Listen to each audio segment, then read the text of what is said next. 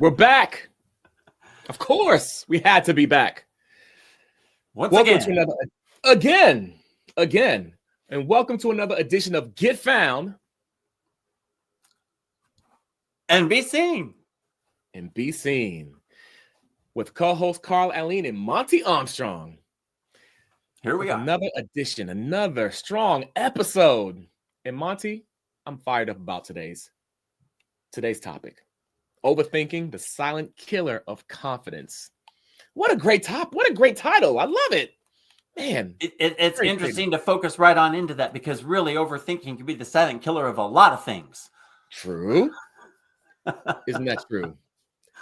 But let's we could talk all day long because of all the different things. So we'll just kind of not overthink it, package it up onto how it kills confidence.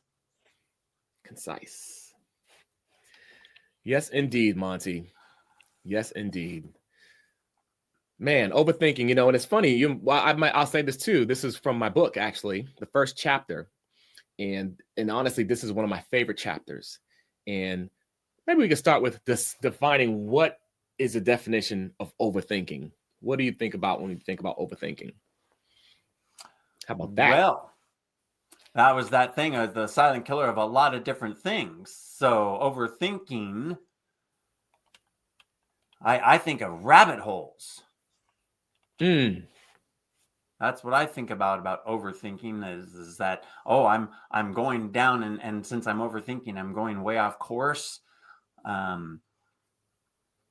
There's a lot of different ways of describing it, but there's one thing I think about overthinking is because I've thought so much. Now I'm off on a random track or a side track or off track. Racetrack, train track. Well, train track's okay if I'm on my way to my destination. That's when the train goes off track. Things go south fast. Things go south. Well, if you're supposed to go south, you go north. That's a problem right there. Big problem. Just abruptly stopping is probably the problem also. True. It's not the speed that kills you. It's the sudden stop. The sudden stop. But perhaps we're overthinking, Monty. Who knows? I don't know. We could be. We got to be careful with this topic. We might go too crazy with it. It's easy. It's interesting. Yeah, overthinking. I think about just you're in a moment, you're in a mode, you're delivering something, whether it's to your audience, whether it's you want to get content out for something on camera, on LinkedIn or Facebook or one of the other social media platforms, and you just can't get yourself there because you're thinking too much about all the things that can take place, and all these different thoughts start to unravel, and then all of a sudden you don't go anywhere. And so you mentioned you don't have all of your ducks in a row. Don't have all your ducks in a row. Yeah, you might be thinking that too.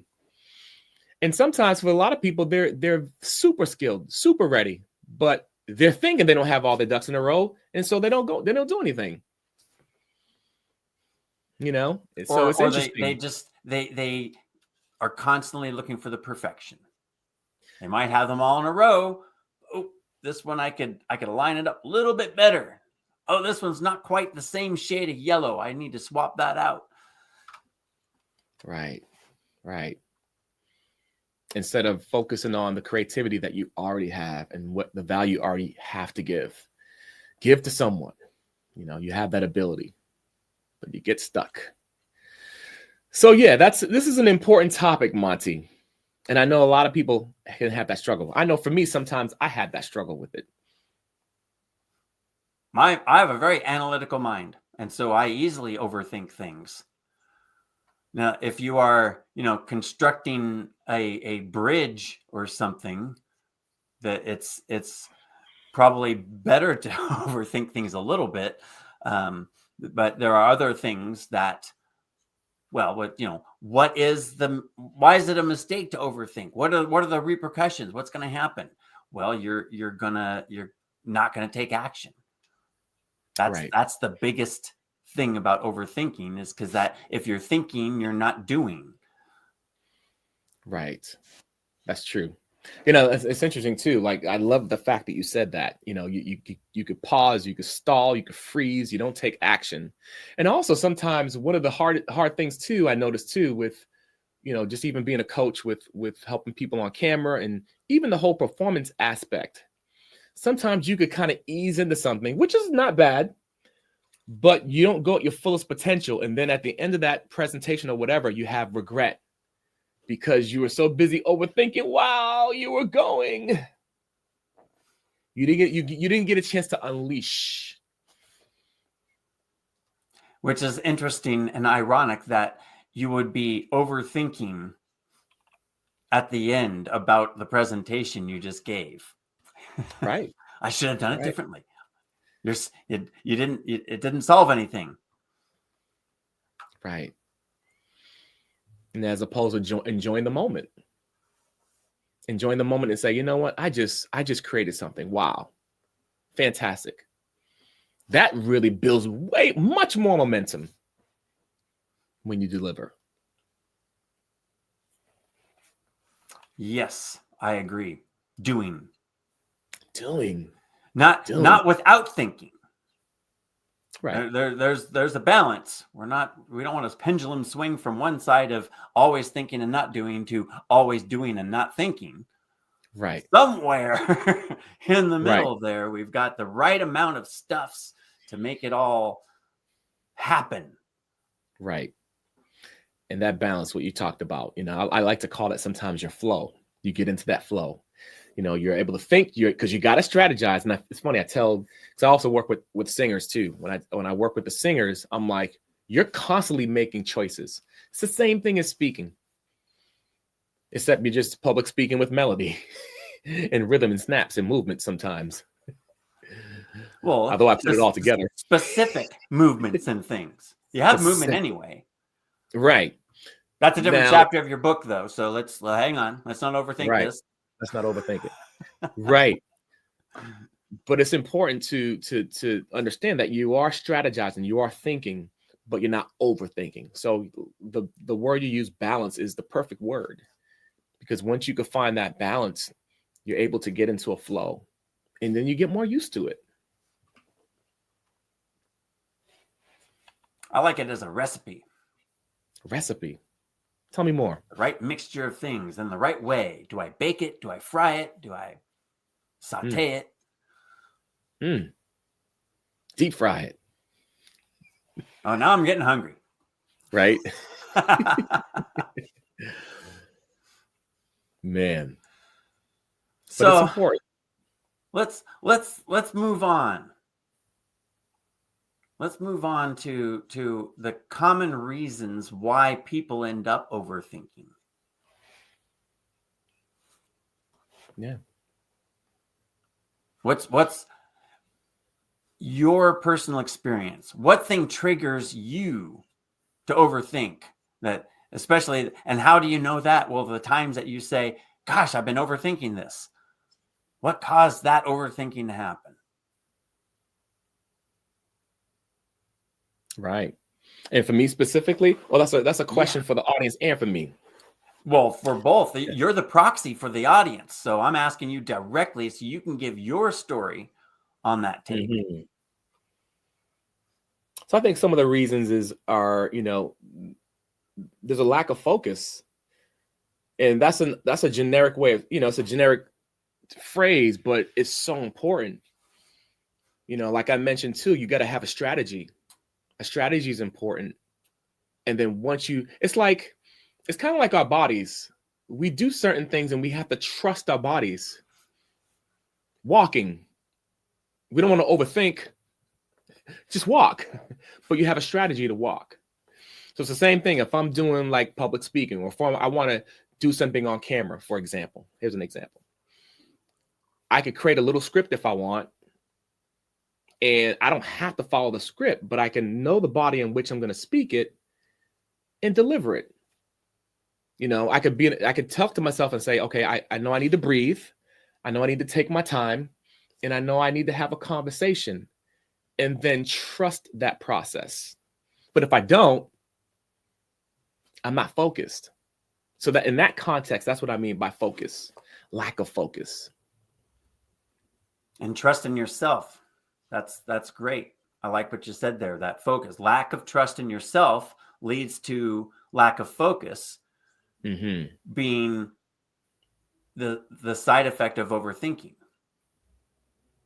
Because you didn't trust yourself, you're overthinking. Because you're overthinking, you're not focused. Right. That could be a vicious little cycle right there. Oh, totally. You know, it's a small little thingy, but people can get trapped in it all the time, and it's normal and it's okay. You know, and then, but if you're mindful of it, you have that self-awareness of it, you can do something about it. But it's very common. For me, it's the saying, it's like nothing's perfect. There's always a better way. Right. And I'm a troubleshooter. I'm in diagnostics. I'm always looking for solutions to things. And the way I go about looking for them sometimes is unorthodox. It's how can I accomplish that goal in another way then? Is if this obstacle is going to take this much effort to overcome, well, is there another way that I can accomplish the goal with less effort? It might not have been the original way of doing it. So then, well, I found a way of doing it. Great. Is there a better way? Here's another way. Is it better? Nah. Here's another way. Is it better? Yeah. Okay. Now, is there a better way? Yeah. Oh, is there a better way? No. Is there a better way? Is there a better way? Is there a better way? Oh my goodness. That's the evil cycle I get caught up in, is that there's potentially another way. There's always different ways. Right. And then it comes down to, well, is this better? Situationally, it might be better for this or that. And then you got to be thinking about all these different things. Right. It's a point of that balance, that recipe. Have I found a way that meets my criteria? Is there a better way? Doesn't matter. I met my criteria. Right. That's true.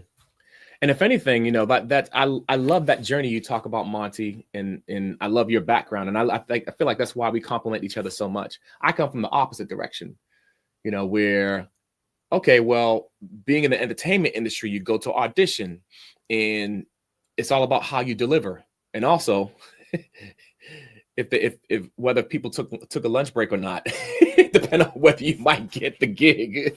That's another story, though. I'm overthinking. You know, but so for someone like me, a goal I have is to just work on my presentation and know that I have different options and I have different tools in my pocket and I could pick which one. You know, sometimes I could become too loose with it and say, oh, it's too loose.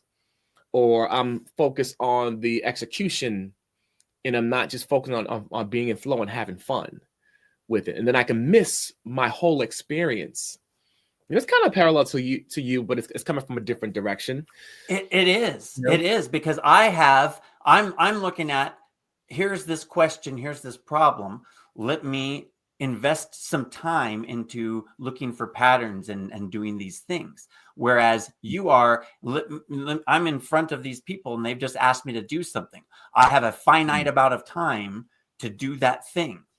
So I can't say, well, I could do it like this, or I could do it like this, or would you like me to do it like this or like this? Or it's like, yep, you're done. You know, so thank you. You're over. Next. The overthinking happens on the fly. More of what you're talking about there, because they ask you, you know, do this thing. Okay. And you gotta start doing it. But then, like you said, in the delivery of the thing, and am I doing it like this too much? Am I doing that too much? Oh, better speak louder. Oh, I gotta slow down. Oh, I gotta.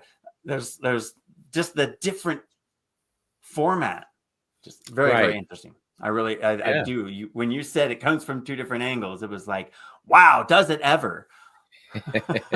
Right.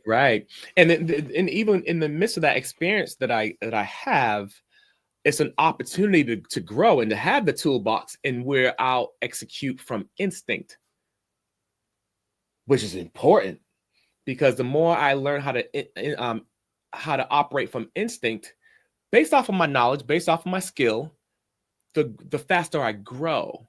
But if I get so stuck in that moment, I miss out on my growth opportunity because I'm so freaked out or focused on, oh, this star's in the room or that person's in the room, or, so I can miss it. And that's where I can get stuck. I can lose my focus. Yeah, so I like that. I can see that that how yours ties onto focus, a lot about the focus.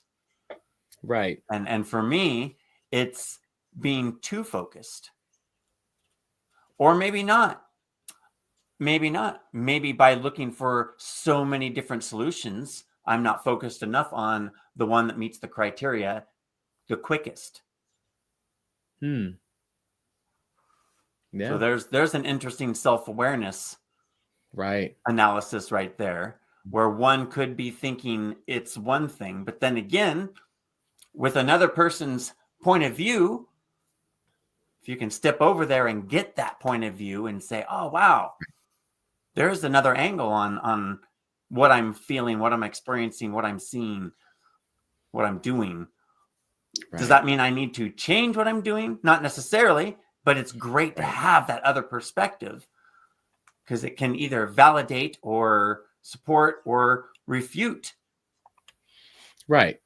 Which gets you thinking sometimes. Yes, indeed. But yes, indeed. You don't want to overthink. Don't want to overthink.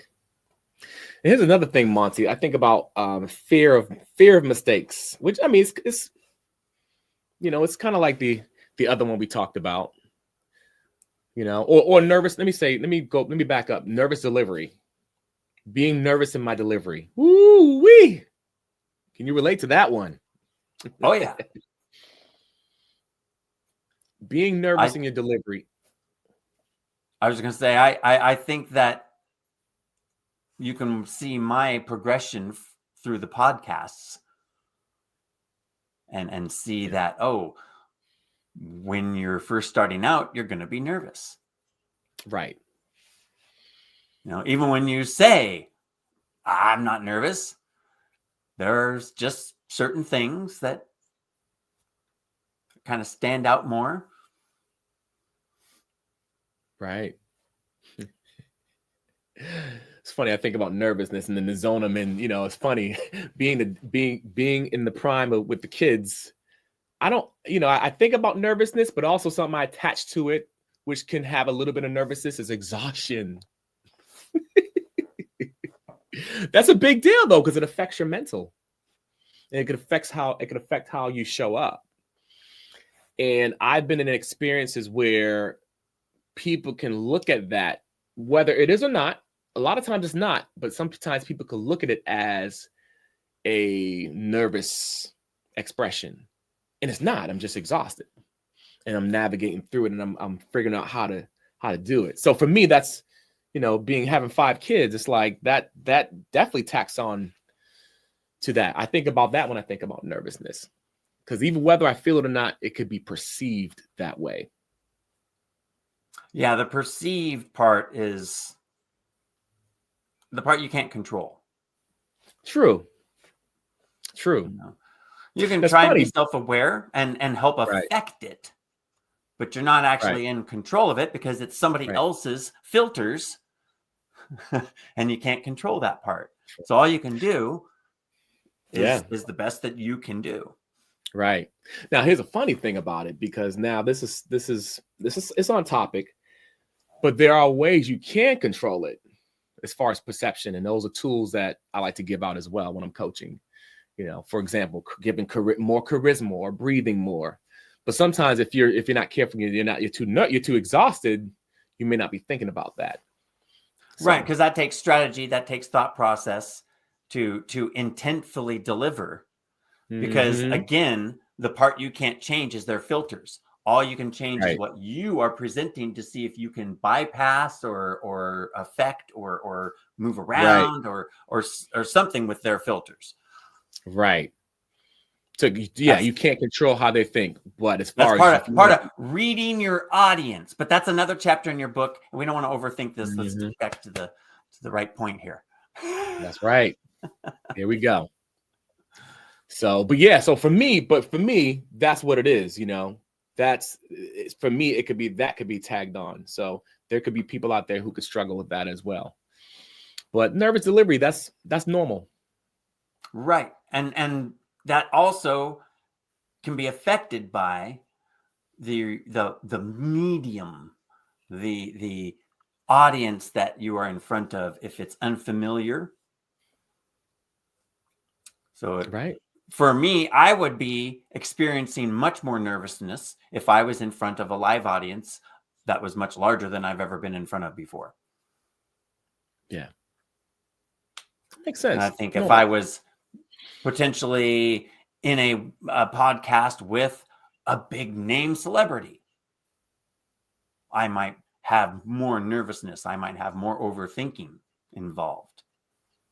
That's an interesting relationship. Would be a great topic sometime, of that overthinking and focus, and overthinking and nervousness, and some of those other relationships there. Yeah. I love it. No, that's great. That That's comes fantastic. to self-awareness. Maybe that's Yeah. what the topic would be for another time. Yeah. Oh yeah. That's good stuff, man. But some common reasons. Let's talk about some common reasons that coaches can overthink. But before we do, Monty, do you mind if I give a plug? I want to give a plug about our workshop that we're doing. We have coming up. A workshop? A workshop we have coming up. Not just coming up, it's coming up this week. Oh my This goodness. week. I better get prepared. I hope you do. I hope I do too. Yes, on Wednesday. On Wednesday. 3 p.m. Eastern time. That's right. There it is. There it is. Bam. Identify your imposter and solve your syndrome. Our workshop. 3 p.m. Because imposter syndrome is definitely related to overthinking. Right. It's in there. In the family, at the same dinner table, at the same time, eating the same meal. But it's like those in-laws that you wish weren't there. Why? Whoa. No offense, y'all. But hey. Oh, I have in-laws that I reality. love, so it's not that all in-laws fit in that. It's just that, I mean, True. and so it doesn't have to be in-laws. It's that the family member that you wish wasn't there. True. Or might be. That's true though. Family member you wish wasn't there. But yeah, check out this workshop, guys. It's going to be phenomenal. It's going to be a great time. We're going to be dissecting all of this stuff in this workshop, and you will walk away with some value. We definitely guarantee that. So check it on out. Back to the program. Back to the program, which is related. That was the great thing about it, is that we were just talking about those things that are related, and that's one of them. So we'll dive into that one in some serious depth on Wednesday. And then yes, we already kind of you spoke about the fear of mistakes, and I talked about the unfamiliarity, so and which those really tie into the performance anxiety. Right. And it's so nuanced. I mean, all those can be broken down, I mean, we don't have to spend the rest of this podcast time on it, but they all could be broken down because it's a journey, and they're all nuanced together, but you can unpack them separately. And that comes in that, why do people overthink? What are the triggers? Yeah. And there's that, it's the unfamiliarity. Mm-hmm. I did the same thing too. Fear of mistakes. Like if I had really been afraid of mispronouncing that, I could have really stumbled on it there. Right. Do what I do, sing it. The performance anxiety, just the people are going to critique me. I'm going to get judged. Right. So there's a lot, and the list could go on. There's all sorts of situations that suddenly trigger that okay, I gotta do this thing. What I gotta prepare, or I gotta defend, I gotta plan, I gotta reorganize, restructure. all these things I gotta do. Right. It makes me think about doing my bills. I gotta check on this credit card, and I gotta look at the bank, and I gotta go to the auto pay, and I gotta check the insurance, and I gotta check. Oh my goodness. All the steps All those steps. you have to take. No, that I instill on myself and think I have to take because I'm overthinking it. Because Right. the insurance is on auto pay, and a lot of these things are on the credit card, so it's Right. no big. It's once again, it's automatic. It automatically charges. I don't need to do anything. Right. I'm just someone who overthinks. It's like I need to check on it. I need to make sure it happened. Right. That's what I mean. You get So- that thought of I have to. You really don't. If you have it set up. Yeah. And so here's just a little self-awareness, live, raw on the show. That we were talking about this topic, and then I'm like, oh, well, that makes me think about myself and my personal life. So without going too far off track and overthinking it, it's just interesting that it does encompass a lot of our lives. It's our mode of operation. Right. So I don't think actually you can extract it out and say, oh, well, over here I don't I guess maybe by practicing. Over here I don't overthink because I'm comfortable. Over here I'm comfortable and therefore I overthink. Potentially. Right. I'm trying to hopefully go for if I can just create a framework for myself of how I approach things, that'll help me in personal and business and situational. Right. Framework. And we will be talking about those frameworks this Wednesday. That's right. Frameworks are powerful. Are powerful. That's right. Let's talk about the consequences of overthinking. Like, what are the consequences? Well, we kind of touched base on a lot of those things about how we were feeling and why we came to there to begin with. But specifically to focus in, you're muddling your message. Right. When you're overthinking, because then you're in this scenario of my personal experience, by saying, oh, I need to give them all this information. I need to tell them this, and I need to tell them this, and I need to tell them this, and I need to tell them this. And maybe they'll want to know about this thing. And that is the key. Maybe this, maybe that. Oh, that's a good indicator that I'm overthinking. Right. And that's true. That's definitely common.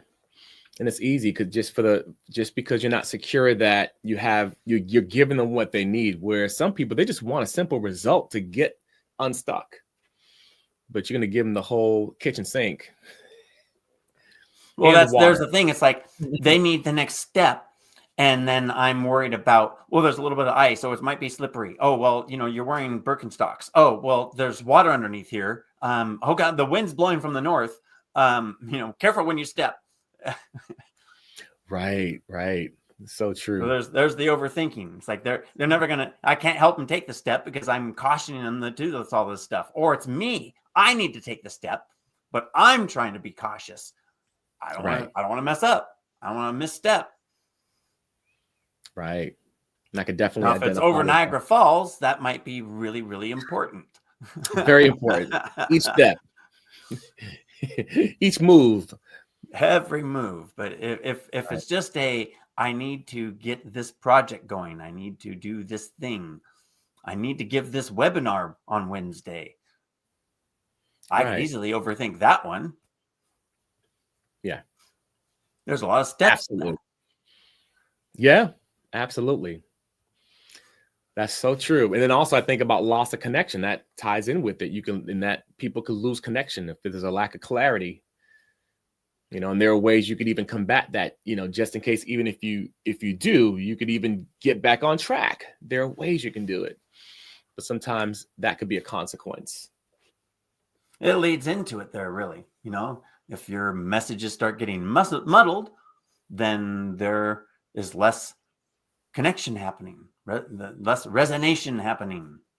People aren't feeling it. Right. Or because you're overthinking in my case, and I've given too many options. There leads back into the I'm troubleshooting and trying to find out other options. And there would be the thing. If I came to a client, they said, hey, I need to accomplish this goal.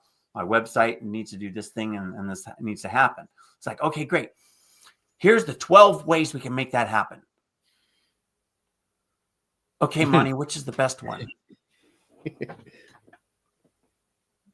Oh, I didn't need to think about all of that stuff. I could have really just narrowed it down and grabbed the one that met that criteria, and I could have ran with it, and we would have been done. That's right. Yeah. No, totally makes sense. But sometimes you could, we could even look and compare ourselves with other people on social media or other platforms, other mediums, and think, well, they're doing this, so I need to do this, as opposed to just asking the people in front of you, what do you need and how can I serve you?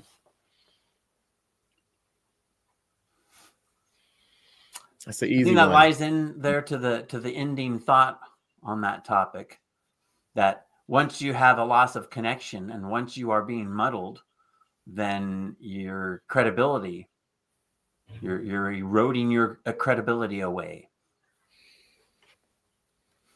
That's right. And Monte, you alluded to this earlier. You mentioned personal credibility. Remember that?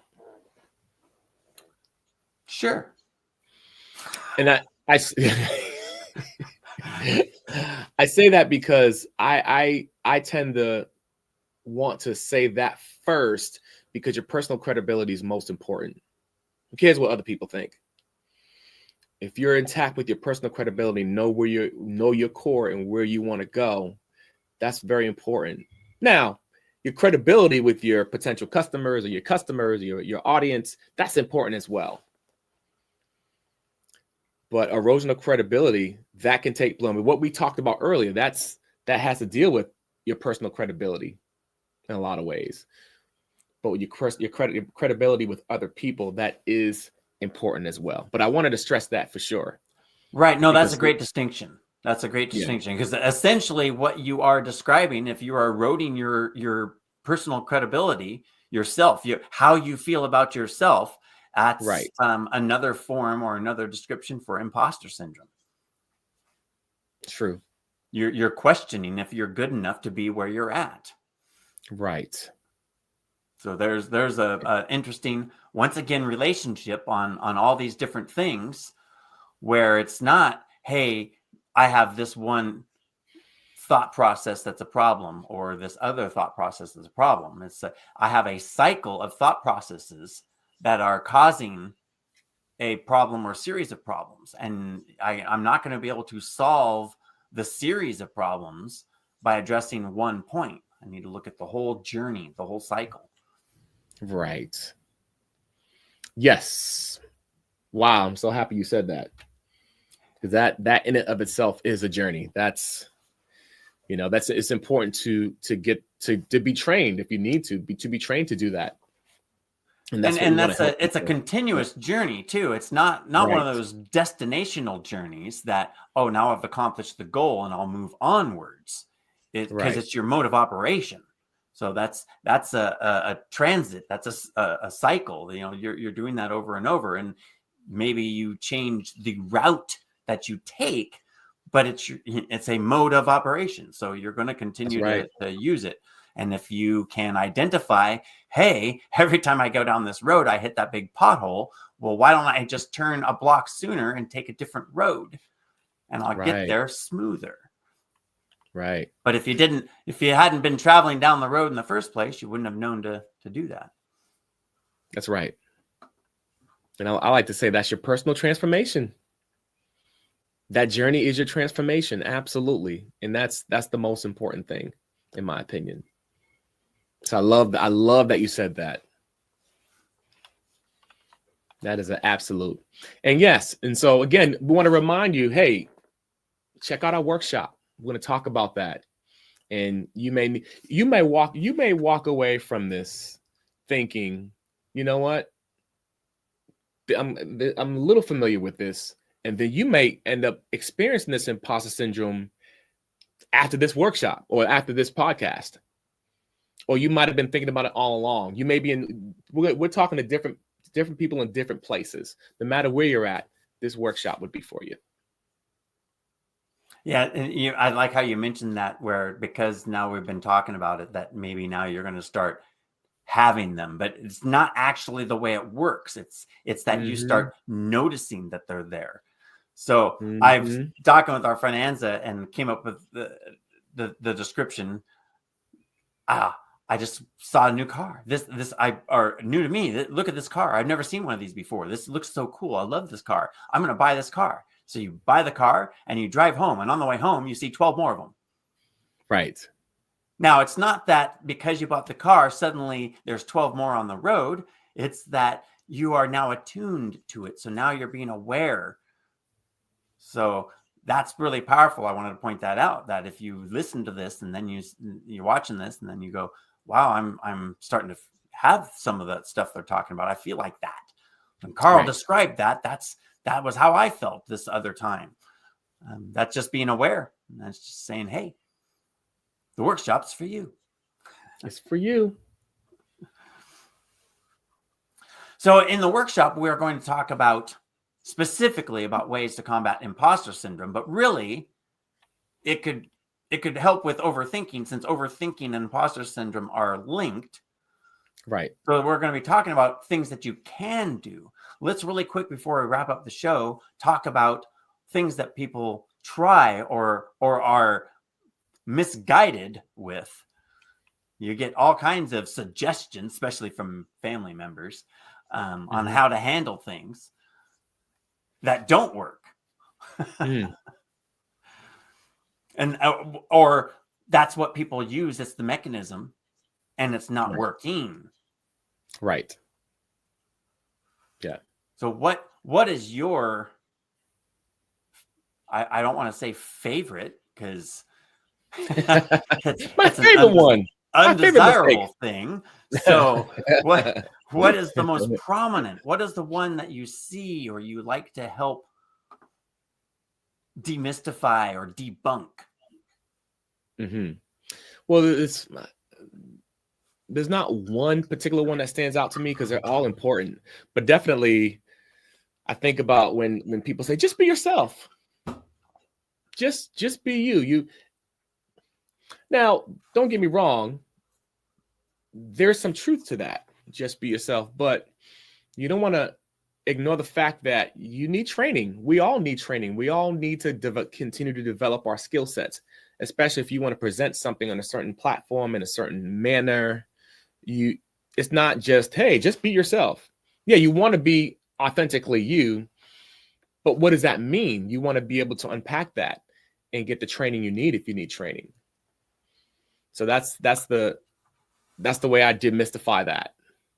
You know, there's more to it than, I wouldn't just say that to someone. You know, it's like There's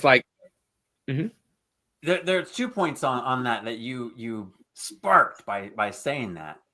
And the first one is, just be you. Well, situational you. So, I mean, because there's not just one you that is you across the board. At the very least, there's you in the emergency room with a loved one versus you at the arcade having a soda. So how many other situational yous that's in question? But the point being is that that's such a generic statement that it's not helpful in a time of crisis. It's helpful for self-awareness and reflection. But because the second point of that is that the reason you're in the situation is that you're questioning yourself. Right. So being yourself isn't helping if you're questioning it. Right. So that's true. That advice, again, in a time of crisis, is counterproductive, or nothing at best. Right. Facts. True. And that's important. Only time I would say something like that is if I give a quick Twitter, a quick tweet, or a quick LinkedIn post that's super short, but there's more to my message. But I wouldn't say that to someone I'm coaching. It's not going to help and steer them the right way. It's like me saying, hey, I've been performing for 37 years and just get out there and sing. You'll be okay. Be yourself. Ta-da. No, you will not do that. And if someone tells you to do that, run. That's again. It's like hey, I got to race in the Indy 500. It's like, all right, just get out there and drive like normal. Exactly. That's not very good advice. Well, it depends on the person. I mean, for some people, that might be great advice. If they've done it, I know I'm not getting out there. Thank you. Next person. If driving like normal is like driving on the Indy 500, then that's a scary thought. Anyway, let's not overthink that. It goes in the wrong direction. Right. Rabbit hole. But the other one, they all, just be yourself. But the other one is just imagine everyone in their underwear. Yeah. Well, that's not distracting. Right. How is that helping me focus on the right thing? Right. Well, it's okay. So it is funny. I'd still distract. Now I'm laughing or giggling, or I'm thinking about the thing that's making it funny, not about what I'm supposed to be doing, and there's merit to you're not thinking about the thing that's stressing you out. Right. But I'm also not thinking about the thing I'm supposed to be doing, which is delivering a message. Right. Yeah. That's what I really dislike about that one, is that it's distracting in any way, shape, or form. It could even make someone really uncomfortable. Right. Especially if it's not my personality. That's the point. And so therefore, they're probably not actually going to do it if they were given that advice. But therefore, that's why they're not going to do it. Because I'd be uncomfortable. It's like if I'm imagining everyone in the room is in their underwear, so am I. Now I'm really uncomfortable. It's like I didn't mean for that to happen, but I told my imagination, imagine everybody in the room's in their underwear. It's like, oh man, I'm in the room. My subconscious just applied that factor to me too. Now I'm super uncomfortable. And I definitely, what was my talk about? In my overthinking. yeah. Now it's definitely into the overthinking part. Right. And another one is ignore your feelings. Don't worry about how you feel. Just be tough and do it. No, that don't work for everyone.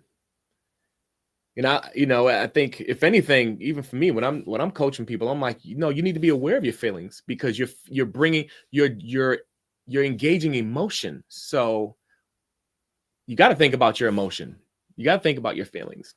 You got to channel them in the right way, the right direction. And okay, let's figure out how to do that. Let's learn how to do that. Just the first word of that alone is a red flag for any kind of situation. Ignoring anything, because it's all data.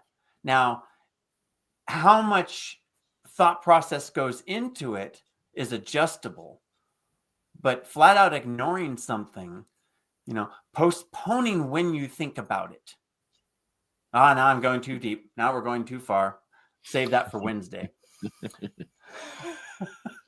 I like that, postponing though. Yeah. No. I'll talk about that rather than going into that. That's a Wednesday thing. That is a way to take care of stuff that other people are saying you should ignore, and it's like I can't ignore it. It's too much in my face, and you shouldn't ignore it. So there's mechanisms on what you can do to help with that. Yes, indeed, Monty. Some good points today. Indeed. Yeah, I think that's probably a good place to wrap up and say Wednesday, we're going to dive into that. There's a bunch of other things too, and they all tie together too. That's one kind of the interesting part. Even if nothing else, just exploring how emotions and feelings and our modes of operations and how other people's modes of operations are in the same cycle, but they're different. They're coming in from different angles, and that can help us just be aware of ourselves and how we can do things differently. And also, hey, that guy does things differently. That gal does things differently. Just because I do it this way doesn't mean that they have to do it that way. Right. I love that exploration, man. I love it. When is it again? Wednesday, the 18th of December, 2024. That's right. 3 p.m. Eastern time. That's noon for us Pacific Coastal folks. Love it. And we'll spend, about an hour, a little less because we want to have some time for other people to jump in. Well, I mean, they'll be part of the hour. That's the great part. Rather than, I think traditionally it's usually a let's speak at you and then you can present some questions at the end. And I think it's better in this situation to say, hey, we want everybody to engage and interact at the level that they're comfortable at. So if that is just hanging out in the back of the room and absorbing the information, great, jump in and absorb away. But if you also want to pipe up and say, oh, the other day I was feeling that exact thing and share that with us real quick, that's awesome. That's right. Absolutely. Marley says, sometimes keep your mood in good shape to deal in a good way, to deal in that situation, to have a good answer. Okay, Marie. Yes. That's I like that. I could go deep. You could go a lot with that. I think about keep your mood in good shape. You got to exercise your mood. Exercise your mood. Ooh, I like that. Yeah. Thanks We're gonna tuck that away for a little topic maybe sometime, huh? Yeah, Marie, I like that. Love it. Cool. Yeah, Monty. Yeah, that was great. Thank you for sharing. Good stuff. Hope you share some more. Pop in on that webinar if you got time. It'd be awesome. Hop in if you can. And the link, just in case, the link is in the comment area as well. So perfect. And if you have questions, comment imposter syndrome, and we'll get information to you if you have any questions. Please do. So good stuff, Monty. Should we keep it simple? Keeping it simple. Boy, everyone is at risk of overthinking at one time or another. Some people, like myself, are risking it often. Yeah. So we need special attention and self-awareness to it. I think that's the key to keeping it simple. Be self-aware. Hey, that's one of our other podcasts. Yeah, I like that. Keep it simple. Be self-aware. I don't think I have anything to add to that. That was well put. Be self-aware. I only say, yep, and everyone to some degree struggles with imposter syndrome. And it's okay. Get the tools. Tools are out there. When we got some. And we got some. That's right. Yep. We curated them together, said, hey, this is how we take care of it. That is right, my friend. Here Wednesday, you go. Take it. We want to give it to you. Take it. Should we show one more time? One more time. Wednesday. One more time. Wednesday. 3 p.m. Oh, this is when it's at. You have to get that. Where it's at's in the link. Registration link in the comments. Or just comment if you're not finding it for whatever reason. Maybe it's in one of the other streams from one of the other connections and it's not in the comments. So then just comment in that stream and we will respond. We will respond. Good way to put, that's not overthinking. That's overthinking in a good way because it's technology. Oh boy. We don't want to go there. We're going to really overthink and squirrel off in rabbit holes and all kinds of stuff. Rabbit holes and carrots and all that good stuff. I thought I saw a rabbit. Anyway, you've been watching another edition of Get Found and Be Seen. And we will talk to you later. Peace out. Hopefully on Wednesday. Balloons party.